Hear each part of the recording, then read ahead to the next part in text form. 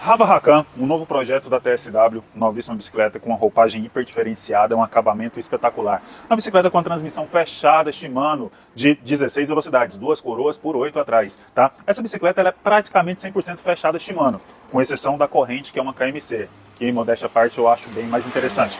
Cubos e discos Shimano, freios hidráulicos Shimano para entregar um poder de frenagem espetacular. Para quem não sabe, a Rava é nada mais nada menos que uma TSW com uma roupagem diferente. É do mesmo grupo, é da mesma marca, a Rava é da TSW. Então uma bicicleta com excelente custo-benefício para você que já quer uma bicicleta interessante para fazer o ciclismo, uma bicicleta confiável, uma bicicleta responsiva, porque o kit cockpit dessa bicicleta juntamente com o projeto aerodinâmico dela entrega uma ciclística muito legal, tá bom? Suspensão com trava no guidão, freios hidráulicos Shimano, entrega aí realmente um projeto bem interessante. Essa bicicleta pode ser sua por apenas R$ 2.999, tá? É uma bicicleta na faixa de R$ 3.000 que entrega muito pela qualidade e acabamento que essa bicicleta tem.